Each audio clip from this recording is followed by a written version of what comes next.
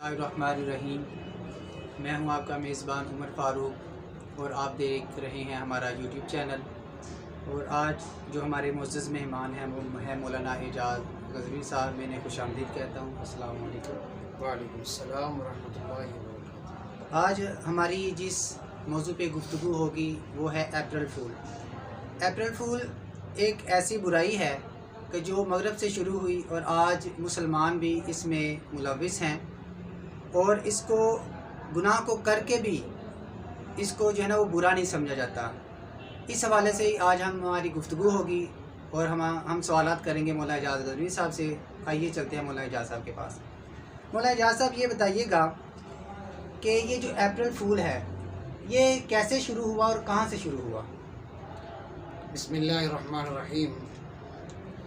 April فول کے ابتدا کے اندر مختلف اقوال ہیں، ان کی حقیقت تو اللہ تعالیٰ ہی جانتا ہے کہ یہ اقوال کہاں تک درست ہیں، لیکن مختلف توجیہات اور مختلف اقوال اور مختلف وجوہات کو مختلف مصنفین نے اپنی کتابوں میں لکھا ہے اور تصنیف کیا ہے۔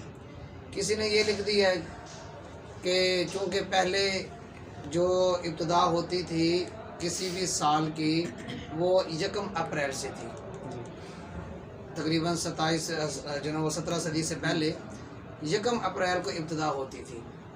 بعد کے اندر پھر یہ 1 جنوری کو کر دیا گیا، لیکن جب 1 اپریل کو ابتدا ہوتی تھی لوگ آپس میں مذاق کرتے، ایک دوسرے کا مذاق اڑاتے، ایک دوسرے کو بیوقوف بناتے 1 اپریل کو، تو اس اعتبار سے وہ 1 اپریل فول ہی کہلاتا ہے، اور لوگ ایک دوسرے کو اللہ تعالیٰ معاف فرمائے بیوقوف بناتے ہیں۔ کسی نے یہ وجہ لکھی ہوئی ہے کہ چونکہ 1 مارچ سے، اپریل سے پہلے مہینہ مارچ کا آتا ہے، تو مارچ سے موسم میں تبدیلیاں آ جاتی ہیں، گرمی جو نا وہ شروع ہو جاتی ہے، سردی ختم ہو رہی ہوتی ہے، تو لوگ بیمار ہوتے ہیں، تو وہ یہ کہتے ہیں کہ جی یہ تقدیر جو ہے یہ ہمیں بیمار کر رہی ہے، تقدیر ہمیں جو نا وہ خراب کر رہی ہے، معاذ اللہ سما معاذ اللہ ہمارا مذاق اڑا رہی ہے۔ تو جب تقدیر ہمارا مذاق اڑا رہی ہے، ہمیں بیوقوف بنا رہی ہے معاذ اللہ، تو ہم بھی ایک دوسرے کو بیوقوف بناتے ہیں۔ کسی نے وجہ عجیب سی لکھی ہے کہ اسپین کے اندر جب عیسائیوں نے دھاوا بولا اور مسلمانوں کو قتل کیا، اتنا قتل کیا مسلمانوں کو کہ جب ان کے عیسائیوں کے گھوڑے اسپین کی گلیوں کے اندر چلتے تھے تو اتنا خون بہا ہوا تھا کہ گھوڑوں کے گھٹنوں تک خون جو نا وہ گھٹنے تک خون میں ڈوبے ہوئے تھے، اور ڈھونڈ ڈھونڈ کے انہوں نے مسلمانوں کو شہید کیا، قتل کیا۔ یہ ایک وجہ لکھی انہوں نے، اور جب بھی ان کو کوئی مسلمان نظر آتا تو وہ اس کو شہید کر دیتے، یہاں تک کہ مسلمان یا تو وہاں سے بھاگ گئے یا چھپ کے زندگی گزارنے لگ گئے، یا ایک جگہ سے دوسری جگہ منتقل ہو گئے، اور وہاں جا کے مسلمانوں نے اپنے گلوں میں سلیب لٹکا لی اور عیسائی نام رکھ لیے۔ تو اب عیسائیوں کو یہ تھا کہ ابھی تک جو نا وہ مسلمان یہاں کچھ زندہ ہیں، تو کیسے ان کو ڈھونڈا جائے اور کیسے جو نا وہ اس زمین سے ان کو نکالا جائے اور ختم کیا جائے۔ تو انہوں نے پھر ایک ڈونگ رچایا، ایک جھوٹ اور فریب والا معاملہ کیا کہ انہوں نے یہ اعلان کیا کہ جتنے بھی مسلمان ہیں وہ سارے گرناتا کے اندر جو نا وہ جمع ہو جائیں، اور وہاں سے پھر ان کو ان کے ملکوں کے اندر بھیج دیا جائے کہ ہم آپ کو کچھ نہیں کریں گے، ہم قتل نہیں کریں گے، آپ کو ہم ماریں گے نہیں۔ اس کے لیے انہوں نے جہاز بھی منگوا لیے، جو نا وہ بندرگاہوں پہ بڑے بڑے بحری جہاز لنگر انداز ہوئے، خیمے الحمراء ایک جگہ تھی وہاں خیمے میدان میں بنا لیے گئے۔ تو جب مسلمانوں کو یقین ہو گیا واقعی ہمیں کچھ نہیں کہیں گے اور یہاں سے ہمیں جانے دیں گے، تو پھر مسلمان وہاں جمع ہونے شروع ہو گئے، بڑی تعداد میں مسلمان وہاں، بڑی بستی بن گئی وہاں، اور ان کو مختلف جہازوں کے اندر بٹھا کے جب ان کو بھیجا گیا، اور سمندر کے درمیان میں جب جہاز پہنچا تو انہوں نے ایک سوچے سمجھے منصوبے کے تحت اس جہاز کو ڈبو دیا، اور سارے کے سارے مسلمان اس میں معذور تھے، بچے تھے، وہ سارے کے سارے اس میں فوت ہو گئے، شہید ہو گئے۔ تو اس اعتبار سے ان عیسائیوں نے اپنے جو نا وہ حکومت کے اداروں میں آ کے بڑا ایک جشن منایا اور کہا دیکھو جی ہم نے کیسے اس مسلمانوں کو بیوقوف بنایا ہے اور دشمنوں کو کیسے بیوقوف بنایا ہے۔ تو وہ دن 1 اپریل کا دن تھا، تو اس اعتبار سے جو کہا جاتا ہے کہ یہ 1 اپریل فول یعنی کہ دھوکہ کرو اور بیوقوف بناؤ، وہاں شروع ہوا۔ واللہ عالم یہ مختلف تو جو نا وجوہات لکھی ہیں، اللہ ان کی حقیقت کو جانتا ہے، لیکن یہ ہے کہ یہ ٹھیک نہیں ہے۔ جی، اور آگے میں آپ سے پوچھنا چاہوں گا کہ اس اپریل فول کی شرعی اور دنیاوی نقصانات کیا ہیں؟ دیکھیے جی، شرعی نقصان سب سے پہلا تو یہ ہے کہ اس میں آپ یہود و نصارہ کے ساتھ مشابہت اختیار کر رہے ہیں۔ جی نبی علیہ الصلوۃ والسلام نے ہمیشہ یہود و نصارہ کے ساتھ مشابہت سے روکا ہے۔ آپ دیکھیں 10 محرم کا روزہ رکھا جاتا تھا، یہودی رکھا کرتے تھے۔ کیوں جی؟ اس دن اللہ تعالیٰ نے حضرت موسیٰ علیہ السلام اور اپنی قوم کو فرعون سے جو نا وہ نجات دی تھی، تو نبی علیہ الصلوۃ والسلام نے کہا بھئی ایسے کرو، موسیٰ علیہ السلام ہمارے زیادہ حقدار ہیں، تو لہٰذا ہم بھی روزہ رکھیں گے، لیکن ایک روزہ اضافی رکھیں گے تاکہ ہماری یہودیوں کے ساتھ مشابہت سے بچنے کے لیے۔ آپ نے کہا داڑھی کے بارے میں داڑھی رکھو اور مجوسیوں کی مخالفت کرو، کیوں کہ کافروں کے ساتھ ہماری مشابہت نہ ہو جائے۔ پھر آپ علیہ السلام نے کہا من تشبہ بقوم فہو منہم، کہ جو جس قوم کے ساتھ مشابہت اختیار کرتا ہے قیامت کے دن وہ اسی میں سے اٹھایا جائے گا۔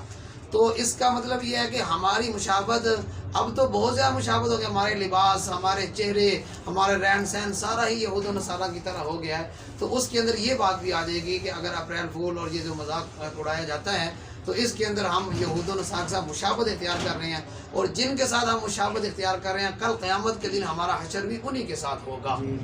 پھر دوسری جو اس میں نقصان ہے وہ ہے جھوٹ بولنا۔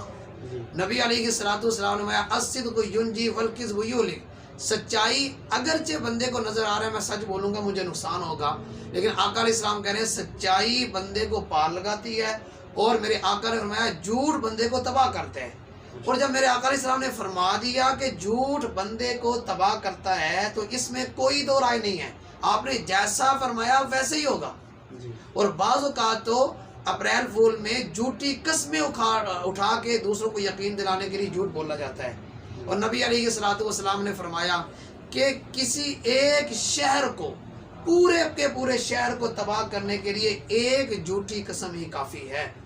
تو مجھے بتائیں اگر ایک جھوٹی قسم میں اتنی پاور ہے کہ وہ پورے شہر کو تباہ کر دیتی ہے، تو جس گودام میں، جس فیکٹری میں، جس گھر میں، جس دکان پہ، جس جو نا وہ رزق کے اڈے پر یا جس جو نا وہ جگہ پہ جھوٹی قسم اٹھائی جائے گی اس کا کیا بنے گا؟ پھر جھوٹ کے بارے میں نبی علیہ الصلوۃ والسلام سے پوچھا گیا یا رسول اللہ کیا مومن بزدل ہو سکتا ہے؟ آپ نے کہا ہاں مومن بزدل ہو سکتا ہے۔ یا رسول اللہ کیا مومن بخیل ہو سکتا ہے؟ آپ نے کہا مومن بخیل بھی ہو سکتا ہے۔ یا رسول اللہ کیا مومن جھوٹا ہو سکتا ہے؟ آپ نے کہا مومن جھوٹا نہیں ہو سکتا، مومن ہو اور جھوٹ سے کام لے۔ قرآن مجید کہتا ہے فَنَجْعَلْ لَعْنَتَ اللَّهِ عَلَى الْكَاذِبِينَ، جھوٹ بولنے والوں پہ اللہ کی لعنت آتی ہے۔ پھر جو نبی علیہ الصلوۃ والسلام کی حدیث آتی ہے منافق کی نشانی ہے، ان نشانیوں کے اندر ایک نشانی یہی بتائی گئی ہے کہ جو جھوٹا آدمی ہوتا ہے وہ منافق ہوتا ہے، اس میں منافق کی ایک علامت پائی جا رہی ہے۔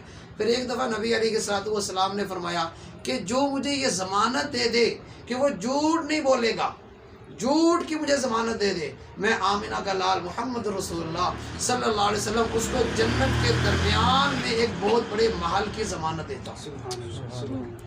تو اس اعتبار سے شرعی نقصان یہ ہے کہ اس میں جھوٹ ہی بولا جاتا ہے۔ پھر مسلمانوں کو ایذا دی جاتی ہے، المسلم من سلم المسلمون من لسانہ و یدہ، کہ مسلمان ہے ہی وہ جو دوسرے مسلمانوں کو تکلیف نہ پہنچائے، تو اس میں دوسروں کو تکلیف پہنچائی، مذاق اڑایا جاتا ہے، ایک دوسرے کا مذاق اڑایا جاتا ہے۔ اور دنیاوی نقصان ظاہر ہے جب دینی نقصان ہو گیا تو دینی نقصان جس کا ہو گیا اس سے بڑا نقصان کیا ہو سکتا ہے؟ سب سے بڑا تو دینی نقصان ہے، اگرچہ دنیاوی نقصان ہی بہت زیادہ ہیں۔ اب دنیاوی نقصان یہ ہے کہ اگر کسی ماں کو آپ کہتے ہو کہ آپ کے بیٹے کا ایکسیڈنٹ ہو گیا، اس ماں کو ہارٹ اٹیک ہو جاتا ہے تو کون ذمہ دار ہے؟ اس کے گھر کے اندر صفحے ماتم بچ جاتی ہے، کون ذمہ دار ہے؟ وہ سارے پریشان رہتے ہیں، سارا دن پریشان رہتے ہیں، کون ذمہ دار ہے؟ ہمیں تو دوسروں کو خوشی کا کہا گیا ہے کہ دوسروں کو خوش کرنا بھی صدقہ ہے، دوسروں کے چہرے مسکراہٹ لانا بھی صدقہ ہے۔ ہمیں تو دوسروں کو خوش کرنے کے لیے کہا گیا ہے، چاہے کہ ہم مسلمان ہیں، ہم لا الہ الا اللہ پڑھنے والے لوگ ہیں، ہم لوگ جو نا وہ دوسروں کے سپورٹ کرنے والے لوگ ہیں، اور ہم یہ کام کریں۔ آخری بات یہ ہے، نبی علیہ الصلوۃ والسلام کے اوپر جب پہلی وحی نازل ہوئی تھی آپ بہت پریشان تھے، آپ بہت پریشان تھے، اور اس وقت حضرت خدیجہ الکبریٰ رضی اللہ تعالیٰ نے کہا تھا نا کہ ہرگز اللہ آپ کو ضائع نہیں کرے گا، ہرگز نے۔ تو جو آپ کی صفات گنوائی تھی اس میں یہ بھی تھا کہ آپ دوسروں کی مدد کرتے ہیں، آپ دوسروں کا خیال کرتے ہیں، اور جو دوسروں کا خیال کرے اللہ اس کو ضائع نہیں کرتا۔ اور اب اس کے برعکس اگر بندہ دوسروں کو نقصان کرتا ہے، دوسروں کو ذلیل کرتا ہے، پریشان کرتا ہے، تو ظاہر ہے من ضحک ذوی کا، جو دوسروں کا مذاق اڑائے گا اس کا ہی مذاق اڑایا جائے گا۔ اور میں آپ کو بتاتا چلوں کہ ہمارے دین اسلام میں مذاق میں بھی کبھی جھوٹ بولنے کی اجازت نہیں دی گئی، تو یہ تو پھر جو ہے نا اس طرح کا معاملہ ہے۔ تو اچھا آگے میں آپ سے پوچھنا چاہوں گا کہ یہ تو گناہ کبیرہ ہے، اس کی روک تھام کے لیے علماء کیا کردار ادا کر رہے ہیں؟ علماء ہی ہمیشہ کردار ادا کرتے رہے ہیں۔ ہمارے جمعات کے موضوع میں، دروس قرآن کے موضوع کے اندر جو مضامین ہوتے ہیں اس میں یہی چیز بیان کی جاتی ہے۔ جھوٹ سے ہی جو منع کیا جاتا ہے، اپریل فول کے جو نقصانات ہیں وہ گنوائی جاتی ہیں۔ لہٰذا یہ آپ کا جو یہاں ہمارے پاس جامعۃ الصبور میں تشریف لانا اور اس موضوع پہ بات کرنا، تو یہ آپ بھی عالم ہے، تو یہ علماء کی کردار ہے۔ تو الحمدللہ علماء ہی اس میں، کیونکہ ہر فتنے کی سرکوبی علماء ہی کرتے ہیں، تو اس فتنے کے بارے میں بھی لوگوں کو حقیقت سے آگاہ کرنا یہ علماء کے کام ہے، اور الحمدللہ اس علماء اس میں احسن طریقے سے اپنا کردار ادا کرتے ہیں۔ جی بہت شکریہ، میں مولانا اعجاز صاحب کا شکریہ ادا کرتا ہوں کہ اپنا قیمتی وقت نکال کے انہوں نے ہمیں ٹائم دیا، اور میں اپنے ویور کو کہوں گا کہ آپ کا اپنا چینل ہے اور اس کو صدقہ جاریہ سمجھ کر دوسرے لوگوں تک شیئر کریں۔ بہت شکریہ، السلام علیکم۔